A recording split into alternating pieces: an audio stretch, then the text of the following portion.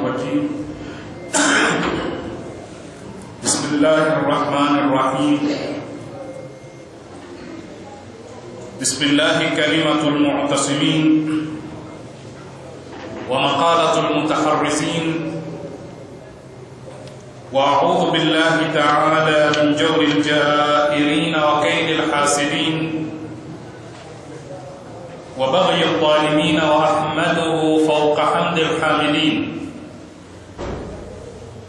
ثم الصلاة والسلام على أشرف الأنبياء والمرسلين محمد وعلى آله الطيبين الطاهرين وأصحابه الغر الميامين وبعد. يقول ربنا في محكم كتابه المجيد: أعوذ بالله من الشيطان الرجيم: وجاء إخوة يوسف فدخلوا عليه فعرفهم وهم له منكرون ولما جهزهم بجهازهم قال ائتوني بأخ لكم من أبيكم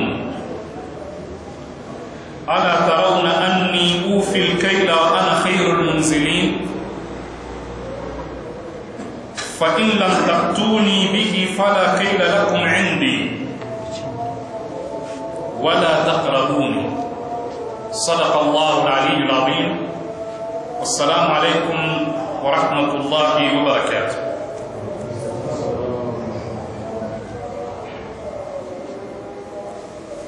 Kwanza tunamshukuru Mwenyezi Mungu Subhanahu wa Ta'ala, vile vile na kumtakia rehema na amani bwana wetu mtukufu bwana mtume sallallahu alayhi wa alihi wasallam.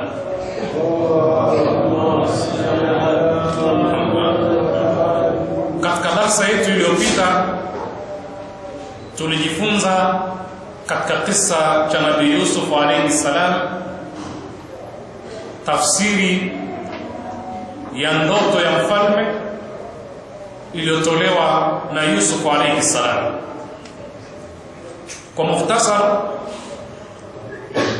Nabii Yusuf alayhi salam hakutafsiri ndoto peke yake, bali alieleza kuhusu tatizo litakalotokea na suluhisho la tatizo hilo. Kwa hivyo ndoto ya mfalme ilikuwa inaonesha ng'ombe 7 walionona wanaliwa na ng'ombe 7 waliokonda na mashuke 7 mabichi na mengine 7 makavu.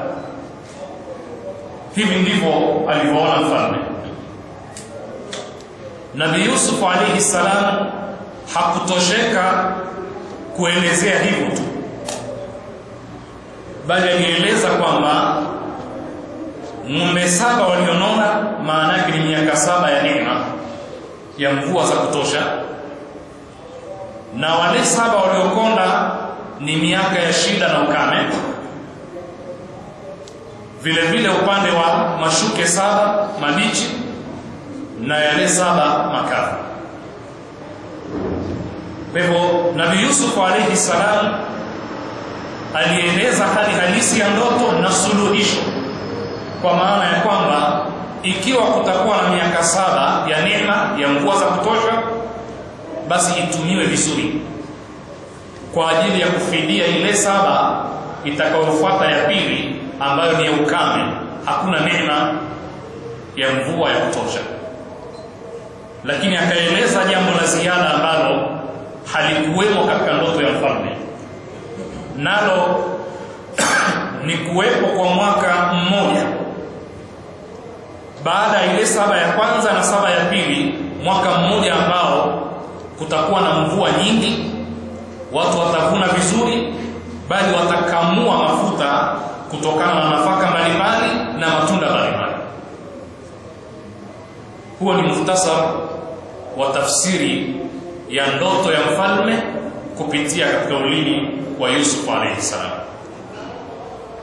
Na tukaona kwamba baada ya mjumbe wa mfalme kutoa taarifa hii, ilimfanya mfalme aingiwe na matumaini, ahisi hali ya faraja, amhitajie Yusuf.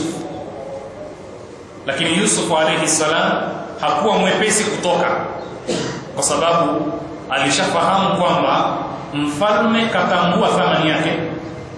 Kwa hivyo atumie fursa hiyo atoke kwa heshima. Kwa hivyo aliibua suala la wale wanawake waliomsingizia kwamba ni vipi kuhusu swala hili, na kama tulivyosema inaonyesha kwamba mfalme hakujua mwaliko wa mkewe kwa wale wanawake waliomfanyia vitimbi Yusuf alayhi salam, kwa sababu aliwaita akawauliza kuna habari gani, ma khatubukunna, wakajieleza kwamba hawajawahi kuona uovu wowote kwa Yusuf na kwamba ni mwaminifu, ni mkweli. Ndipo Zulaikha akakiri hadharani kwamba yeye alikuwa ni mkosa, na kama anavyosema Sheikh Nasir Makarim Shirazi kwamba ilikuwa ni kukiri kwa kweli na alidhamiria kubadilika. Alikusudia abadilike, awe mtu mwema, na tafsiri mbalimbali zinaonesha ishara za kubadilika Zulaikha, kama ambavyo baadhi ya riwaya zinaonesha kwamba katika tafsirul kashif ya Sheikh Jawadi Mughniya kwamba imra'atul aziz atat Yusuf fi sinin al-ijab tatlubu minhu qutan, kwamba ilifikia wakati yule Zulaikha si mke wa mkuu wala mheshimiwa, yumo katika mazingira ya dhiki ya chakula, na yeye vile vile akaenda kwa Yusuf ili apate mgao katika ile miaka ya ukame.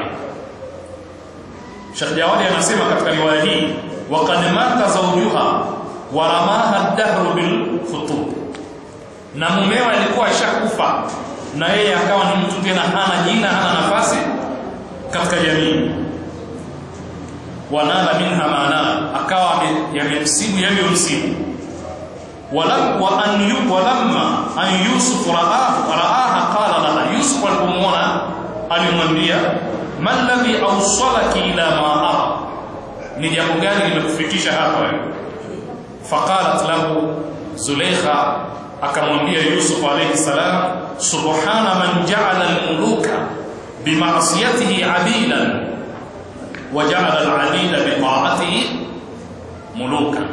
Ametukuka Mwenyezi Mungu ambaye amewafanya watumwa kuwa ni wafalme.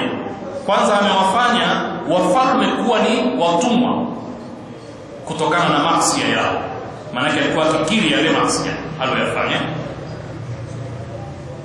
Waja'ala al-'abida bi ta'atihi mulukan, na akawafanya watumwa kwa sababu ya kumtii Mwenyezi Mungu kuwa ni wafalme. Subhana, ina maana alimkiri Mwenyezi Mungu, alimtambua Mwenyezi Mungu. Zulaikha alibadilika, na ndipo tulipoona baadhi ya mufassirina, bali wengi wanasema hata maneno wama ubarri'u nafsi inna an-nafsa la ammaratun bisu'i illa ma rahima rabbi, ni maneno ya Zulaikha kusema kwamba sijitakasi nafsi yangu kwa sababu nafsi ina tabia ya kuamrisha maovu ila ile iliyopata rehema za Mola wake mlezi. Sasa huu ni muhtasari wa mambo tuliyosoma katika darasa yetu iliyopita. Kabla hatuendelea na darasa yetu, bila shaka kuna masala muhimu sana ya kujifunza mpaka hapa tulipofikia. Tumemwona Yusuf ana sifa mbili kubwa zinazomfanya astahiki kuwa ni msimamizi wa hazina ya dola, mali ya dola. Kwanza alisema ni hafidh, kwa hivyo ana professionalism, utaalamu wa kuweza kusimamia na kuhifadhi mali.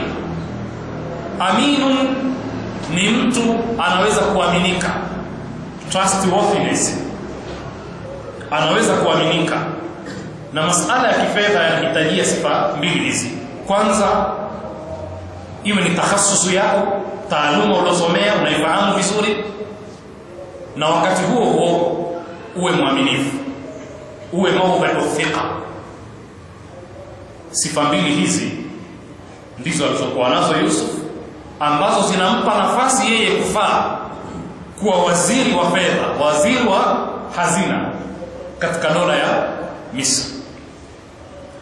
Lakini kuna kitu kingine muhimu sana ambacho Sheikh Makarim Shirazi anakielezea katika khutba ya Yusuf, nacho ni ar-raqabatu ala al-istihlak.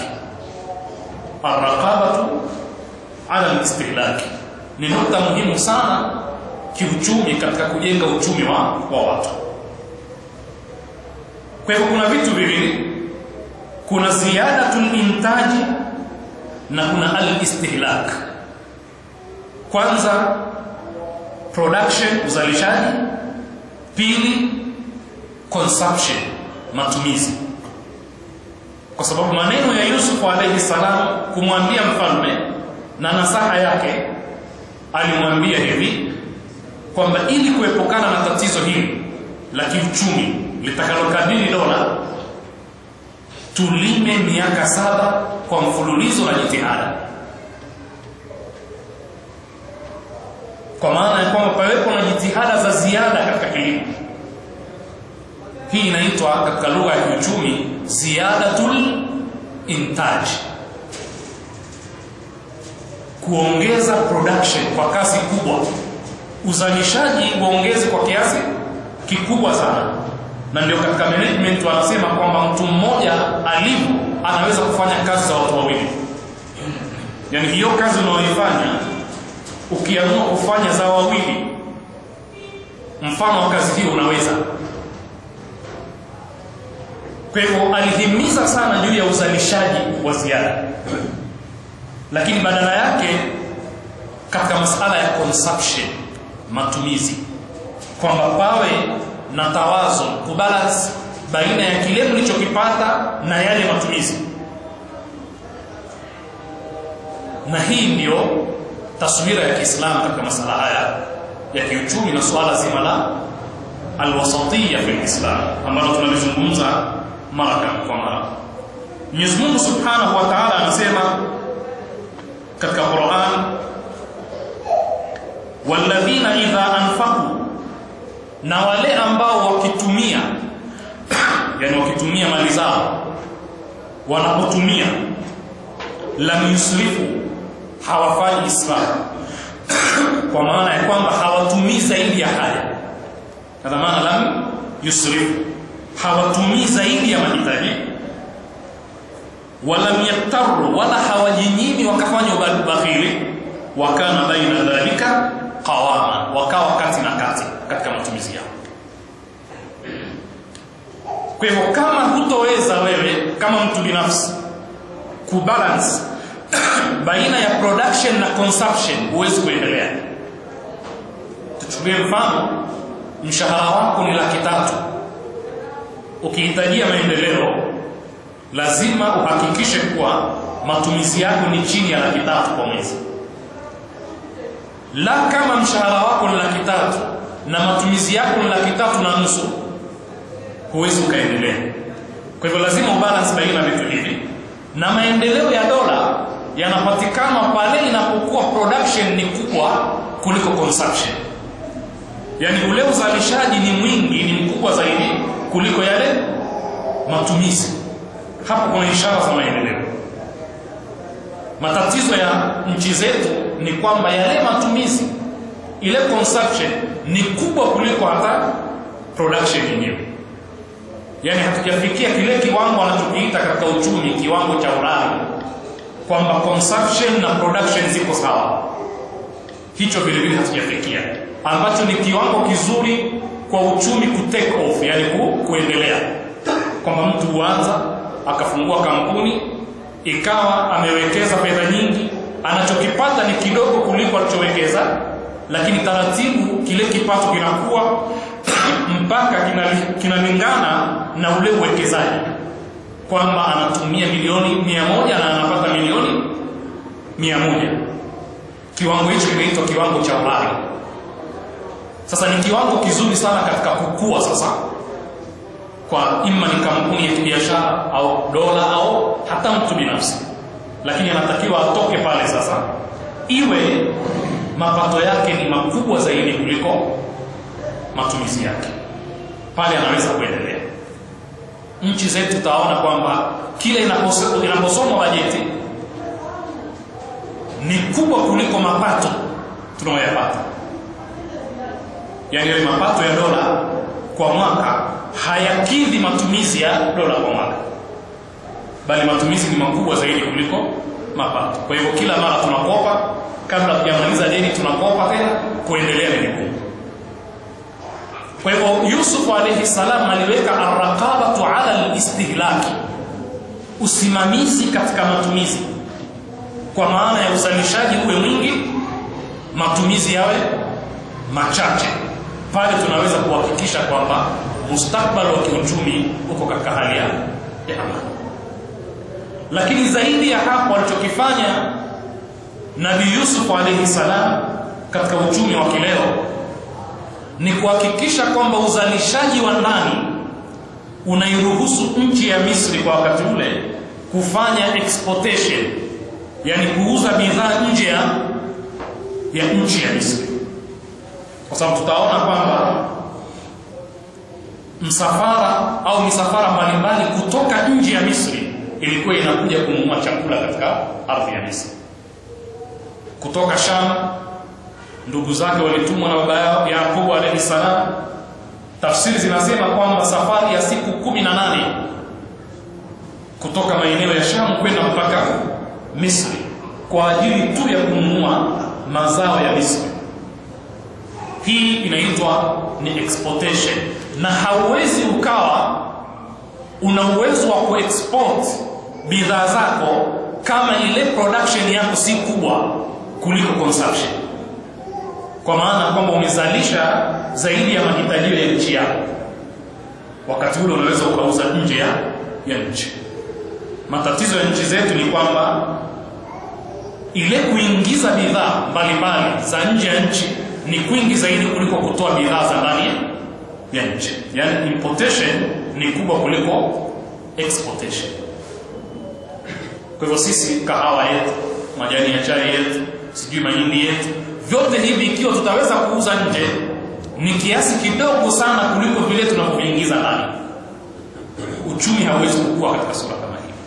Na ndio utaona World Bank na IMF wanatupa masharti ya kufungua mipaka yetu ili nchi ambazo zina teknolojia ya hali ya juu na quality ya product yao ni nzuri ziweze kuingia masoko yetu, na sisi tunashindwa kutoa nje kwa sababu hatuna teknolojia ya kisasa yenye kuweza kuproduce vitu vyenye kuweza kufanya ushindani na wale watu walioendelea. Kwa hivyo importation yetu kubwa kuliko exportation.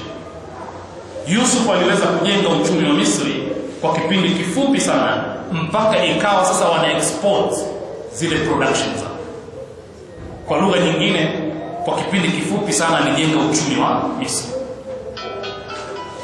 Na tutaona kwamba hakuwa pia alikuwa akiuza, akiingiza mali kwa ajili ya dola. Sasa ndipo Sheikh Makarim Shirazi anasema Yusuf alipigania ziyadatul intaji na arqabatu ala istihlaki, kuongeza uzalishaji na kusimamia matumizi. Nadhani tunaelewa sote tatizo la Tanzania katika masuala ya usimamizi wa matumizi, na ndio tatizo kubwa, kwa sababu unaweza ukakuta matumizi ya chai tu katika wizara ni bajeti kubwa ambayo inaweza kutatua matatizo mengine makubwa ya kiuchumi, na hivi tutalizungumza inshallah mbeleni kidogo. Sasa Mungu anasema qala ja'alni ala khazain al-ard. Yusuf akasema niweke mimi katika hazina ya ardhi, katika wizara ya fedha. Inni hafidhun alim, mimi ninaweza kuhifadhi ule uchumi wa dola, mali ya dola. Alimun, nina utaalamu huo. Na ndio maana alitoa suluhisho kwamba tufanye nini katika tatizo hilo. Mungu akasema wakadhalika makanna li Yusufa fil ardh, Vivyo hivyo tulimmakinisha Yusuf katika ardhi. Maana ya kummakinisha ni kumpa nguvu ya kidola, kuitawala ardhi. Hivi ndivyo Mungu alivyomfanya Yusuf, na ilikuwa ni malipo ya ucha Mungu aliokuwa. Wakadhalika makanna li Yusufa fil ardh yatabawwa minha haythu yasha. Hapa kuna kauli mbili. Ya kwanza, maana yatabawwa minha haythu yasha, maana yeye mwenyewe anachagua cheo, kama alivyochagua kwamba awekwe katika hazina ya dola, na mfalme akamkubalia kwa sababu ana sifa zote zile. Kauli ya pili ambayo Shaarawi anaeleza, maana yatabawwa minha haythu yasha, ni kwamba alikuwa mahala popote anapofanya ni makazi yake kama anataka. Na tutaona kwamba Yusuf alisimamia ile distribution ya chakula yeye mwenyewe. Mgao wa chakula aliusimamia.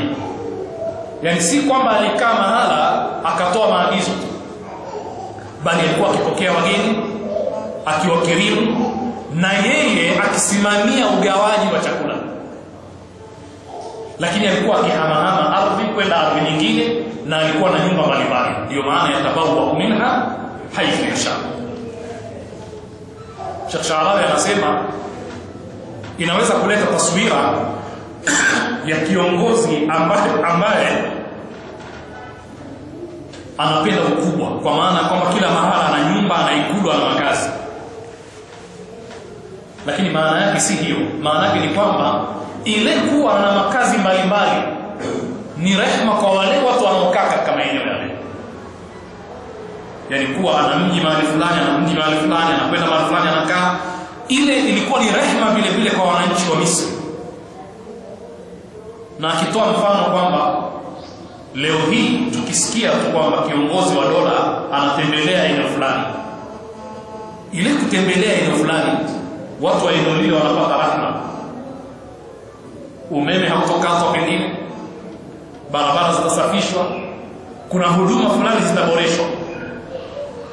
Kwa hivyo ile Yusuf kuwa yatabawwa minha haythu yasha ilisaidia sana watu wa Misri, kwa maana ya kwamba maeneo mbalimbali alikuwa akienda na kukaa ilikuwa ni neema na rahma kwa wale watu waliokuwa katika maeneo yale, kwa sababu alikuwa akisimamia shughuli za ustawi wa jamii. Kwa hivyo ilikuwa ni neema kubwa vile vile kwa watu wa Misri. Nusibu bi rahmatina man nasha, tunampa rehema zetu yule tunayemtaka, lakini hatumpi mpaka astahiki kupewa. Maana Mwenyezi Mungu wala yashau illa wa fi mashiatihi hikma, yani Mungu anampa rehema zake anayemtaka, lakini katika kumpa mtu hatoki nje ya sifa ya kuwa ni hakimu, kwa maana anaweka kitu mahala panapostahili kuwepo. Kwa hivyo yule anayepewa rehema za Mwenyezi Mungu kwa kutaka Mwenyezi Mungu ni kwa sababu anastahili zile rehema za Mwenyezi Mungu, na hiyo ndio itakuwa maana ya hikma.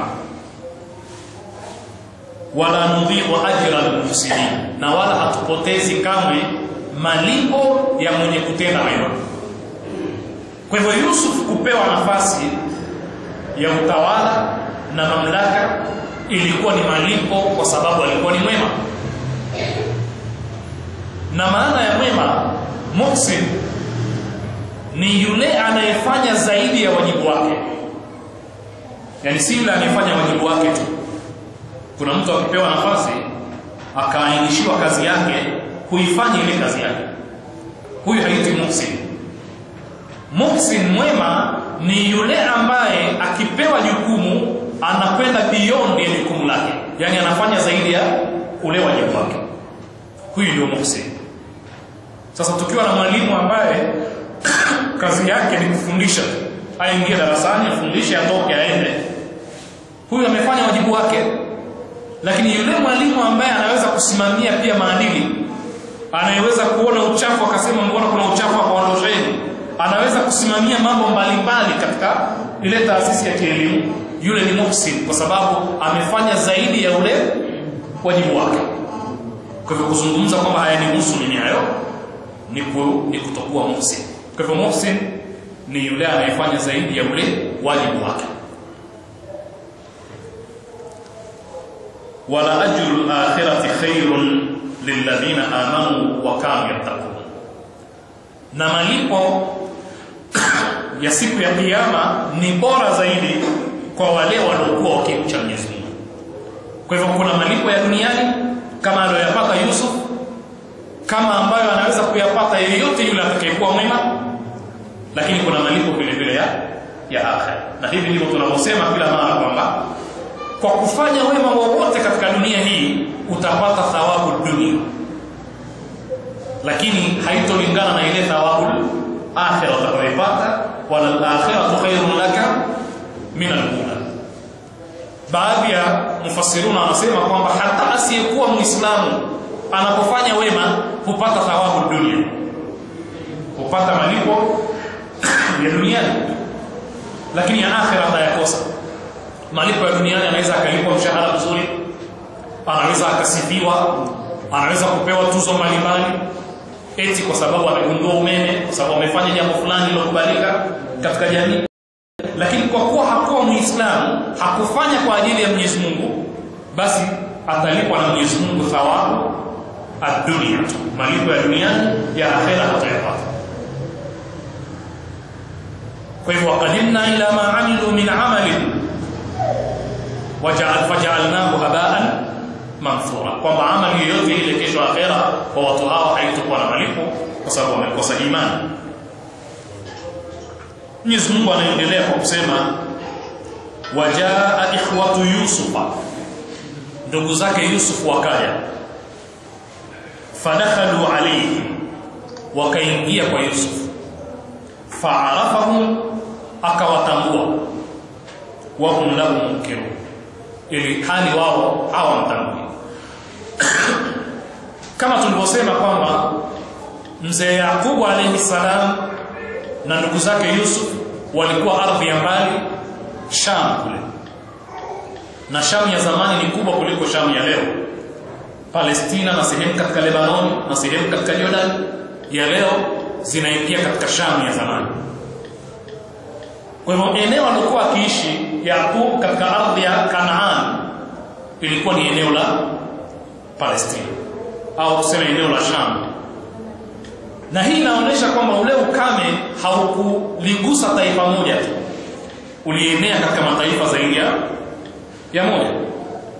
Na ile kuwa kwamba Misri ina mali ya kutosha, ina vyakula vya kutosha, lilikuwa ni jambo maarufu lililoenea ulimwenguni vile vile, kwamba Misri wao wana hazina ya kutosha ya vyakula. Mufassiruna wanasema Yusuf alisimamia ziada katika uzalishaji. Dola ilizalisha sana, lakini na wananchi wakatakiwa wazalishe kwa wingi na waiuzie dola. Kwa hivyo alinunua, akatengeneza maeneo mbalimbali kwa ajili ya kuhifadhi, akahifadhi vyakula vya kutosha kwa ile miaka 7 yote. Kisha akahimiza juu ya consumption ambayo haina israfu. Siasa ya uchumi wa Misri wakati ule ilikuwa ni kutumia kidogo, simplicity, kwa maana kile unachokihitajia tu ukitumie, usitumie zaidi ya mahitaji. Na hii ni sunna ya Kiislamu, pasiwe na israfu. Ikiwa unaweza kuvaa kiatu cha 15,000 kikakidhi haja yako, kwa nini ununue cha 100,000? Na huwezi ukaendelea kama huna notion hii ya simplicity.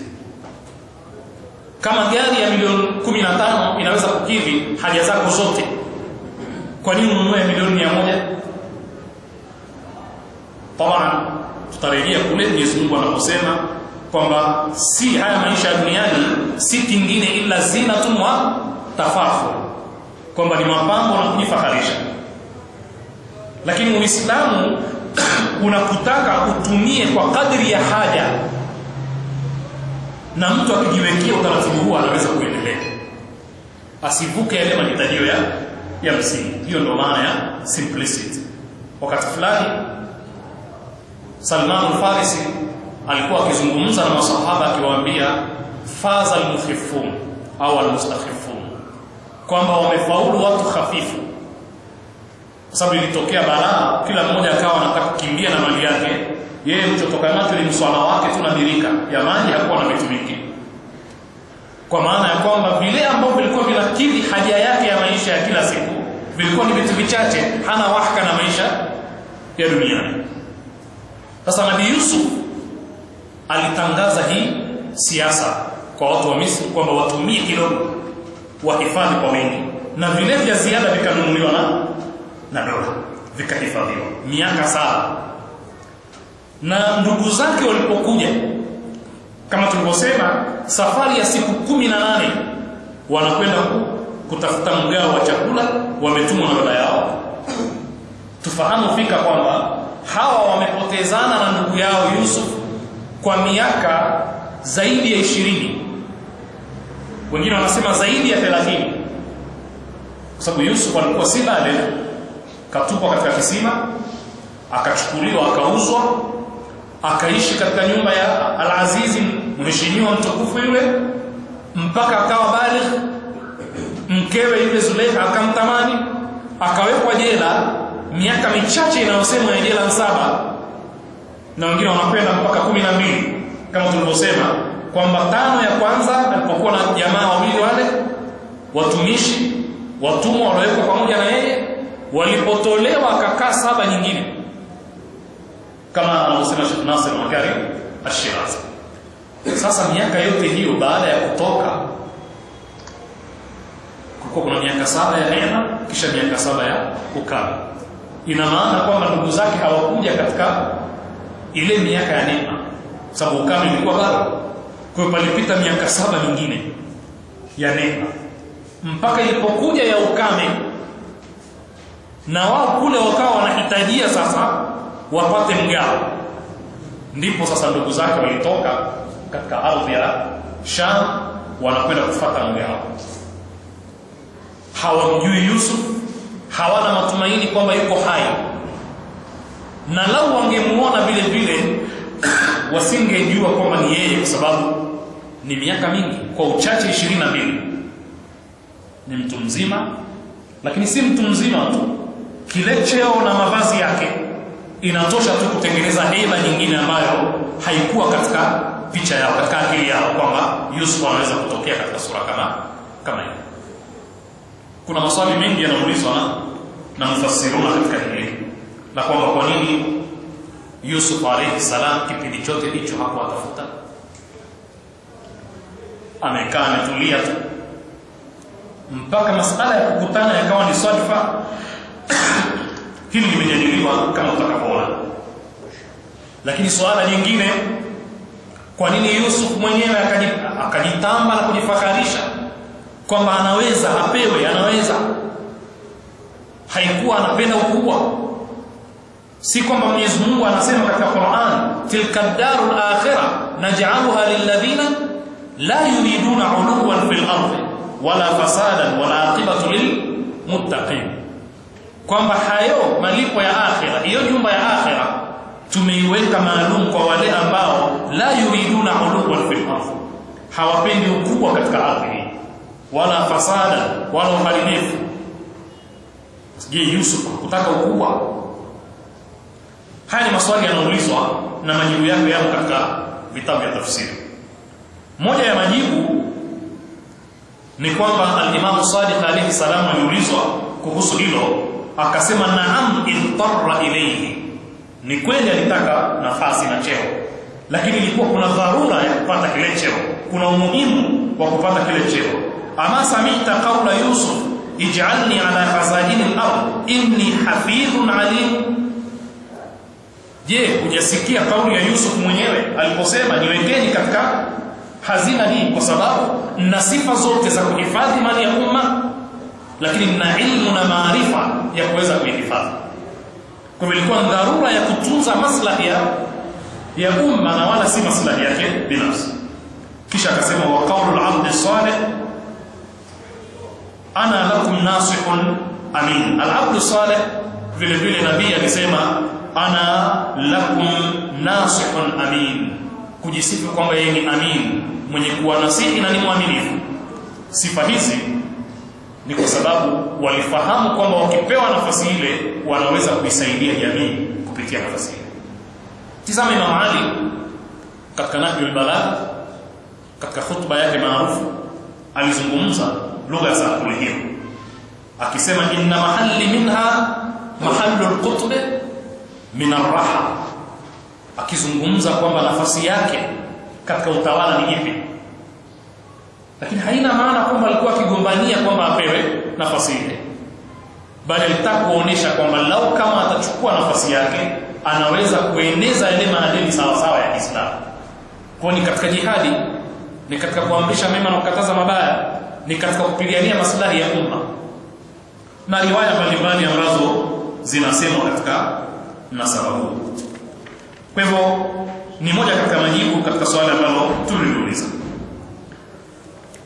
Mwenyezi Mungu Subhanahu wa Ta'ala anasema, wajaa ikhwatu Yusufa, wakaja ndugu zake Yusuf, fadakhalu alayhi, wakaingia kwake, fa'arafahum, akawatambua, wa hum lahu munkirun, ili hali wao hawamtambui. Vile vile hapa kuna kauli, vipi Yusuf kawatambua lakini wao wasimtambue? Kuna kauli inayosema kwamba Yusuf alayhi salam aliwatambua kwa ilhamu ya Mwenyezi Mungu Subhanahu wa Ta'ala, maana kwa mwongozo wa Mwenyezi Mungu akawafahamu. Kauli nyingine ni kwamba Yusuf, kama tutakavyoona baadaye, alikuwa akiwapokea vizuri wageni wote wanaotoka nje ya nchi wakija kununua mazao, na alikuwa akiwauliza habari mbalimbali na akiwakirimu. Katika mahojiano na msafara ule wa watu 10 ndugu zake, kila alipokuwa akizungumza nao, mmetoka wapi, kwa nini mmekuja kuni, maswali yote akiwauliza, wakajieleza kuhusu baba yao na wako wangapi na nini, akawatambua wao hawakumtambua. Yani kwa mujibu wa maelezo aliwajua kwamba hawa ni fulani na fulani ndugu zangu. Kwa hivyo akapiga kimya, hakujitambulisha. Qur'ani inasema wao hawakumtambua. Walamma jahazahum bijihazihim, alipoandalia bidhaa zao, kwa sababu kilichokuwepo ni kwamba mwenye dhahabu anatoa dhahabu anapewa mazao, mwenye fedha anatoa fedha anapewa mazao.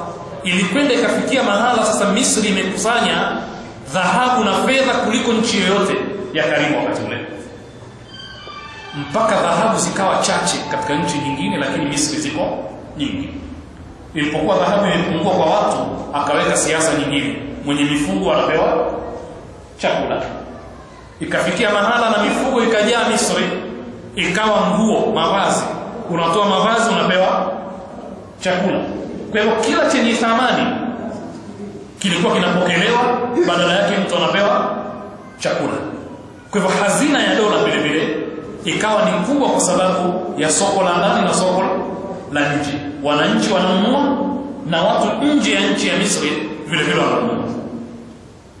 Sasa hawa mabwana walikuja vile vile na bidhaa za kununulia malighafi au kununulia vyakula hasa vya nafaka.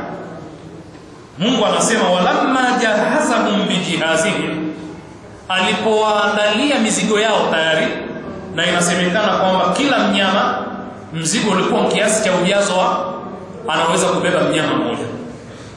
Kama ni gunia, kiroba, nini kinajazwa kinafungwa kwenye mnyama, mtu anaondoka na yule mnyama wake. Jahazahum bijihazihim, alipoandalia mizigo yao ile, qala tuni bi akhin lakum min abikum, akawaambia nileteeni yule ndugu yenu kwa upande wa baba. Na huyu ndugu ni yule Binyamin ambaye ndio mtoto wa mwisho wa Yakub, ambaye ndio mdogo wake na Yusuf alayhi salam. Alimjua vipi? Ndio wanaposema mfasirina wengine, kutokana na masimulizi yao kwamba sisi tumetoka mahali fulani, na walisema baba yetu ni mtume, na yeye vile vile ni mjukuu wa Ibrahim na yuko katika mila ya Ibrahim. Walijielezea kwa kirefu, na sisi tuko 12. Wakasema na mwenzetu mmoja mdogo wetu tulitoka naye akaliwa na mbwa mwitu, akaendeleza ule uongo wao, lakini tunaye mdogo wetu mdogo yuko nyumbani tumemwacha. Kwa yale maelezo yalimfanya Yusuf alayhi salam awaambie, sasa mara nyingine mtakapokuja, kwa sababu miaka ya ukame ipo bado, alichowapa hakitoshi miaka 7. Na mufassiruna wanasema hawa ndugu za Yusuf walikuja ule mwaka wa kwanza katika miaka 7 ya ukame, ule wa kwanza. Hii ina maana kwamba swala la ukame lilianza tangu mwaka wa kwanza wa ukame. Kwa hivyo Misri iliendelea kuneemeka kwa miaka 7 yote kwa kuuza mazao mbalimbali, kwa sababu watu walikuwa wakipewa, wakiishiwa, wakirudi tena kununua. Kwa hivyo alikuwa akitambua fika kwamba watarudi, na hakuna namna yoyote ya kupata chakula, na yeye anafahamu tafsiri ya ndoto ile, miaka 7 ukame utakuwepo. Na haya ndio masuala yanayozungumzwa dunia ya leo, masuala ya food insecurity, usalama wa chakula. Kwa ilikuwa ni tatizo kubwa wakati huo, na linaathiri dola. Uzalishaji unakuwa hakuna, na hofu inakuwa kubwa katika jamii. Kwa hivyo ilikuwa ni tatizo kubwa sana. Sasa Mungu anasema, qalatuni bi akhin lakum min abikum, nileteeni ndugu yenu kupitia baba yenu. Ala tarauna, je hamuoni anni ufil kaila, kwamba mimi napima vizuri kilo, maana yake ujazo sawa sawa, sipunji chochote. Je hamuoni hilo?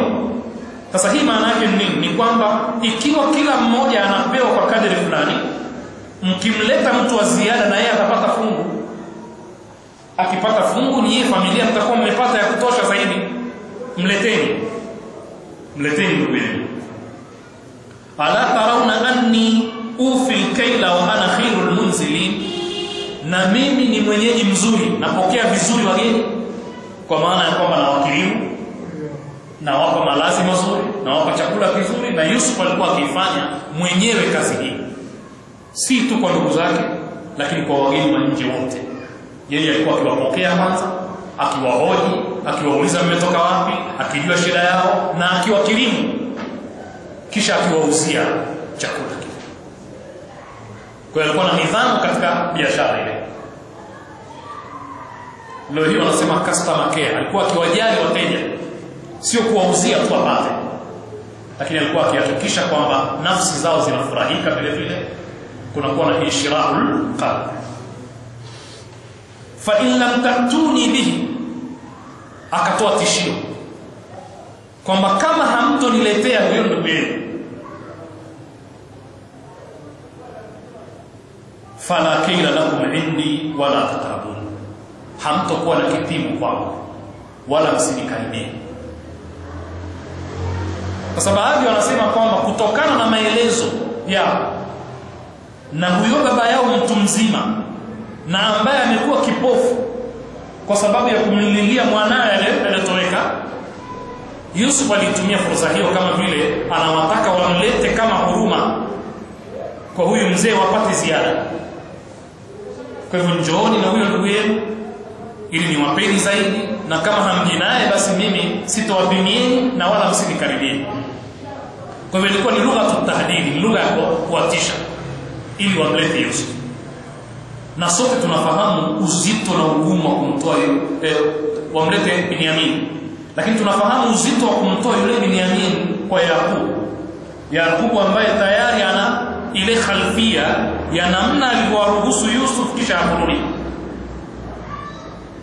Na wao walisema kwamba Yusuf wa akhuhu ahabbu ilaina minna, kwamba Yusuf na ndugu yake wanapendwa zaidi na baba yetu kuliko sisi. Kwa hivyo lile lilomsibu Yusuf liliweza kumsibu Binyamin vile vile. Sasa alipowatishia vile, wakasema sanurawidu anhu abahu wa inna la fa'ilun. Neno nurawid limetumika tena hapo kwa maana tutamshawishi, tafuta lugha ya kumshawishi baba yake, na hakika sisi tutalifanya. Tafuta lugha ya kumuingia mzee ili atukubalie, atupe Binyamin tuje naye.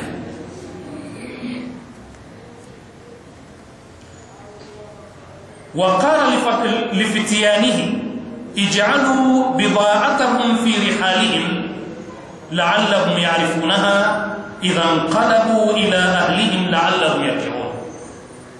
Yusuf alayhi salam akawaambia wale vijana wanaofanya naye kazi, ambao kazi yao ni kujaza mizigo ya wale wateja wanaokuja kununua mazao, akawaambia kwamba zile bidhaa zao walizonunulia chakula hiki zirudishe, zitie ndani ya mifuko yao bila wao kujua.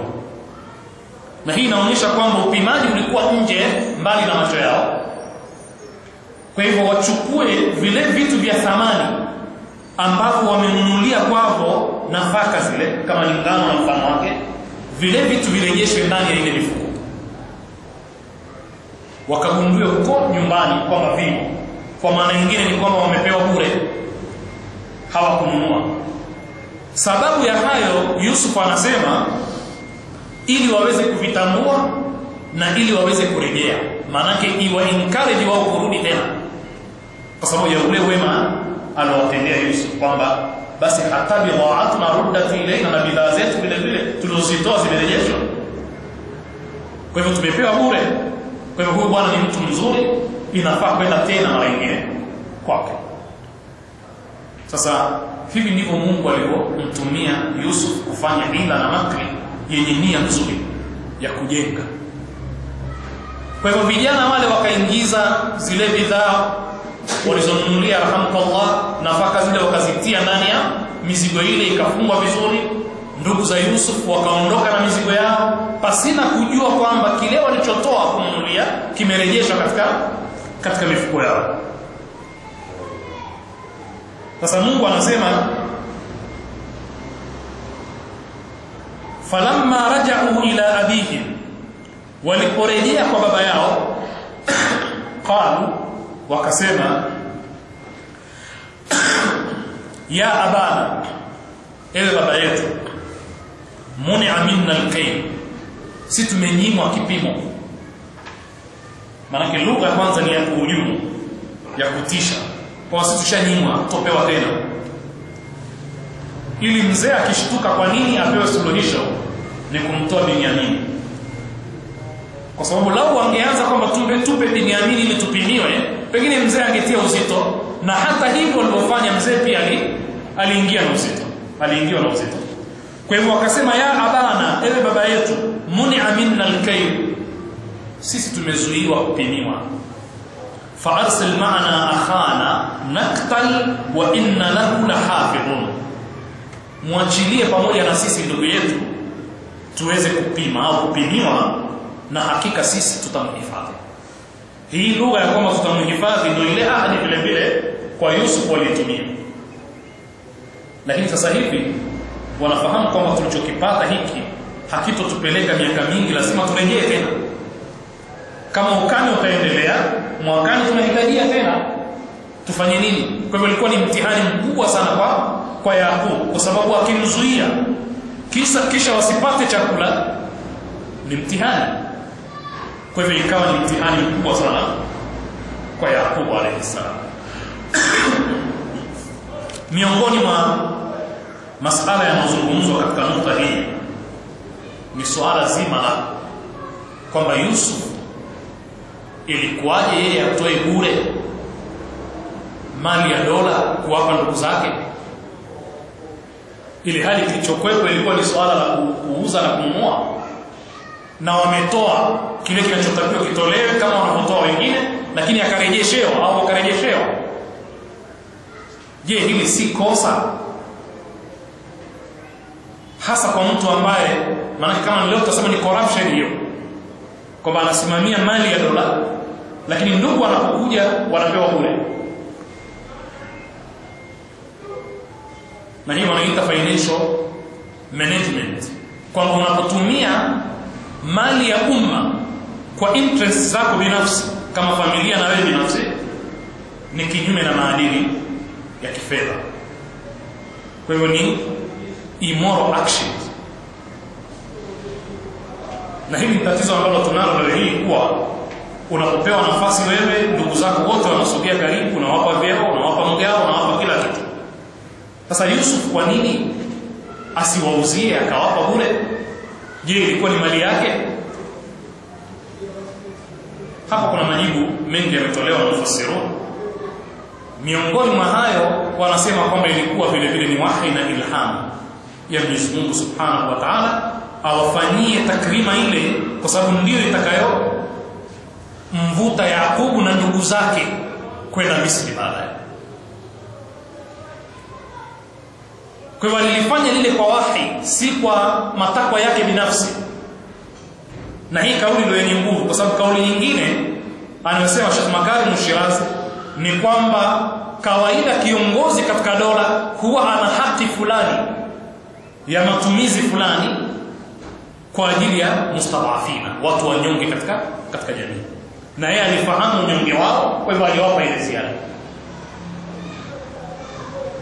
Kwa hivyo mkuu wa mkoa anaweza akawa na mali au ana fungu fulani, si la kwake ni la dola, lakini linatolewa kwa watu maalum. Kwa mfano mayatima, kwa mfano mathalan walemavu na mfano wake. Japo kauli hii haijapewa nguvu sana kwamba Yusuf alitoa lile kwa sababu ya unyonge wao. Kwa hivyo hili limezungumzwa kwa kirefu, na lau kama ingekuwa ni kujadili katika ulimwengu tuliokuwa nao leo hii, utaona katika matatizo makubwa tuliokuwa nayo katika uchumi wa nchi zetu yamo katika mambo kama haya. Kuna bwana mmoja anaitwa John Botwright. Yeye anasema katika masala ya financial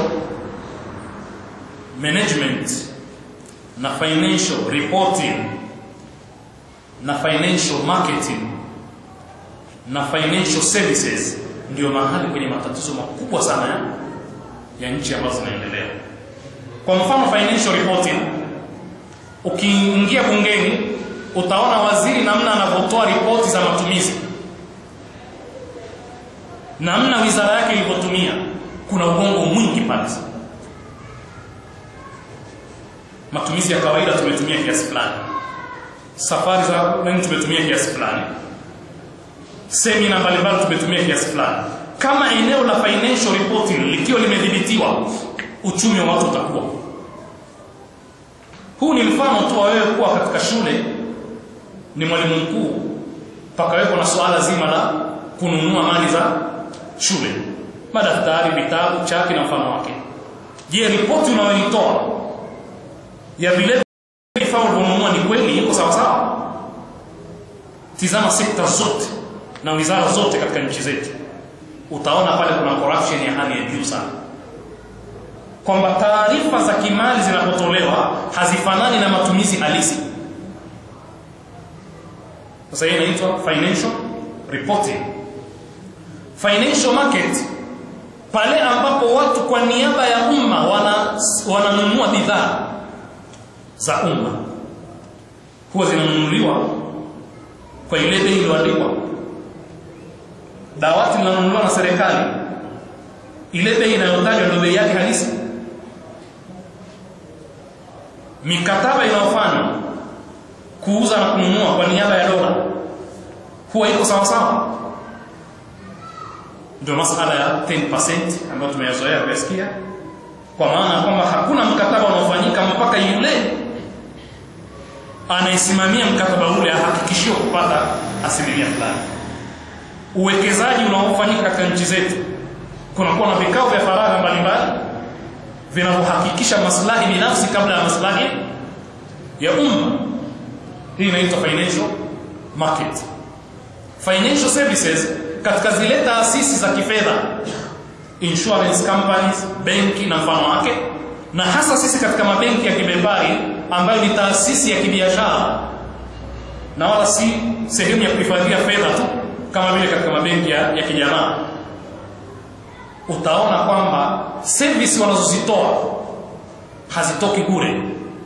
Mimi nikihitajia mkopo wa milioni 100, hata kama nimetimiza masharti, nitaachilia milioni 10 nzima kwa maofisa, lakini nitakuwa nadaiwa ile milioni 10 wanakula wao na ziada, yani milioni 125. Hii ni financial services. Makampuni ya bima imekuwa kama hirizi tu, kwamba ninapokuwa na gari nikiweka stika ile ni hirizi kwamba nisishikwe na traffic, lakini zaidi ya hapo nikihitajia kupata ile huduma kwao baada ya kuwa nimewapa hela kila mwaka na wapa, huwa ni shughuli pevu. Visingizio kona mbalimbali zinatafutwa na nini, na mara nyingine nisipewe au mpaka nihonge ndio nipewe. Na vile vile makampuni mbalimbali ya pension na mfano wake, ni fedha nyingi zinazotumika kwa maslahi ya uchumi wa nchi, lakini yule anayeweka kule ni mtu duni wa kawaida, mfanyakazi anayepata mshahara mdogo, na pindi anapotaka kuchukua vile vile shughuli ni pevu na ni haki yake. Kwa hivyo utaona katika swala zima la financial services kuna tatizo kwamba taasisi za kifedha zimejaa corruption katika kutoa zile huduma za kifedha kwa watu, pakiwepo na vikundi vidogo vidogo, makampuni madogo madogo ya mikopo ambayo yako mengi kwetu. Ukienda kujaza fomu tu ya mkopo 10,000, 15,000, 30 ile karatasi tu, kisha unatembelezwa na kusifiwa sifa zote, lakini ukishachukua kisha ukachelewa kulipa, tunaona maskini anafanya nini? Makochi yake yanachukuliwa, vitanda vyake vinachukuliwa, TV yake inachukuliwa. Kwa hivyo haimsaidii maskini, si rafiki wa maskini, bali lengo ni kama tulivyowahi kusema siku moja hapa kwamba mfano wake ni mfano wa yule mama anayepika uji akalikamua limao likawa limekwisha maji. Anafanya nini? Anatupa, analitia maji kidogo tena, ndio mkopo wenyewe. Haina maana kwamba amenipenda sana limao na nirudishia maji yake, bali analitia maji kidogo ili na kile kichache kilichobaki akichukue, akishalipikicha anatoa na kile kidogo kilichobaki.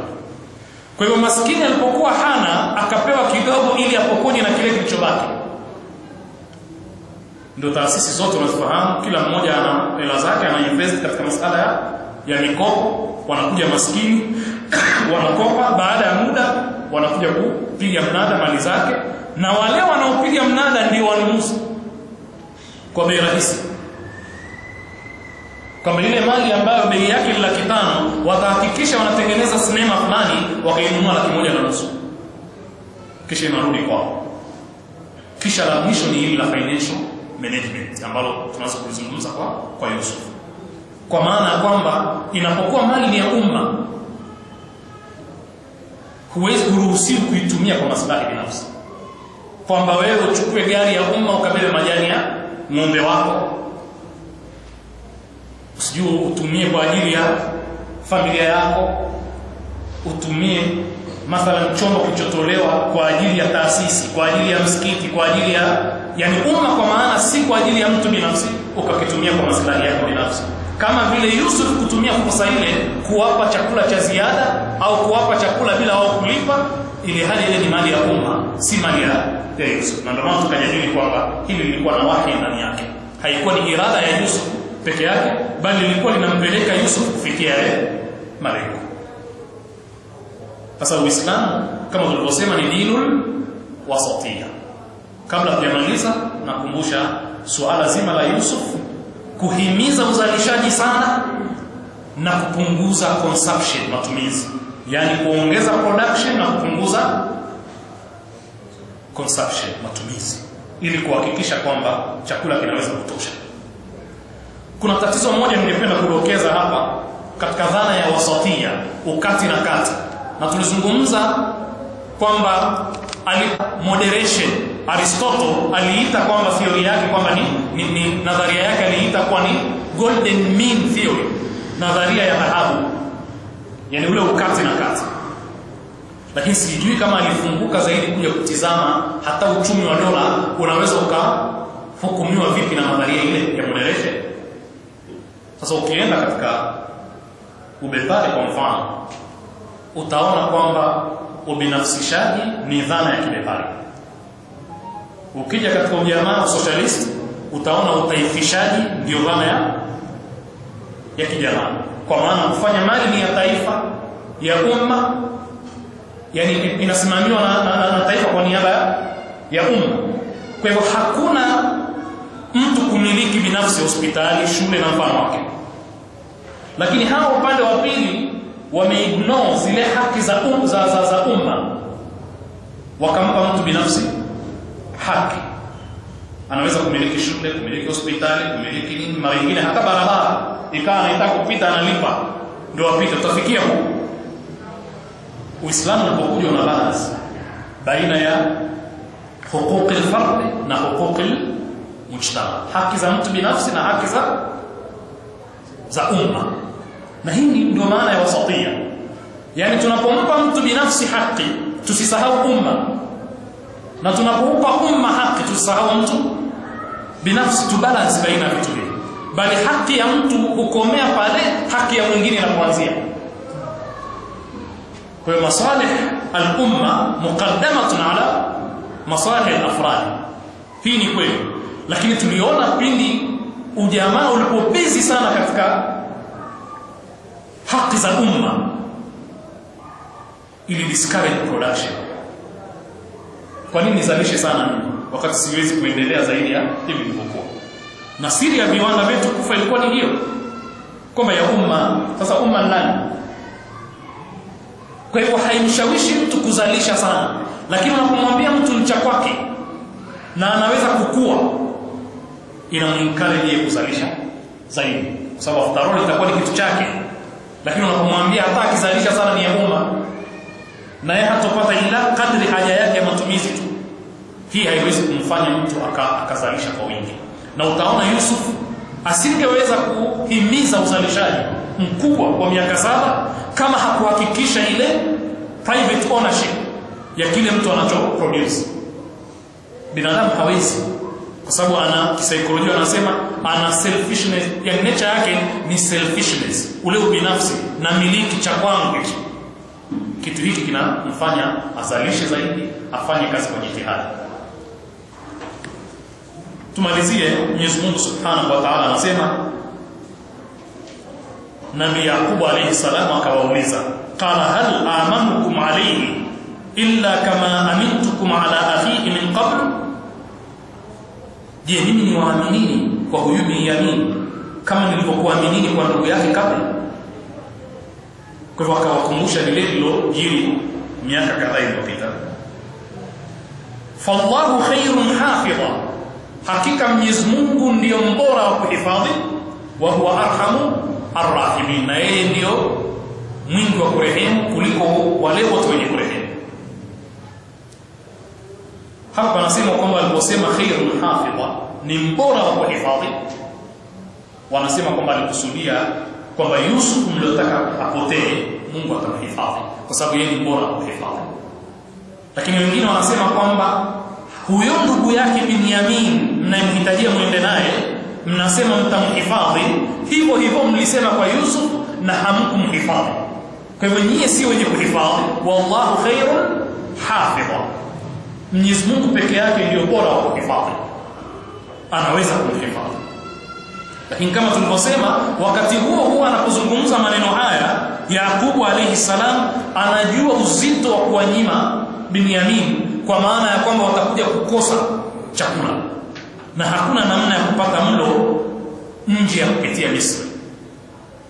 Kwa hivyo ilikuwa ni challenge kubwa kwake, ni mtihani mkubwa baina ya kusubiri na njaa, pengine kufa na njaa, au kumtoa mwanae Binyamin. Sasa katika darasa yetu ijayo inshallah tutaona alimtoa katika sura gani, alichukua ahadi gani kwao, vitu gani vilimshawishi mwishowe akubali kumtoa. Nas'alullah al-auna wa tawfiqa lima yuhibbu wa yarda, innahu waliyyu at-tawfiq wa bihi nasta'in, walhamdulillahi rabbil alamin.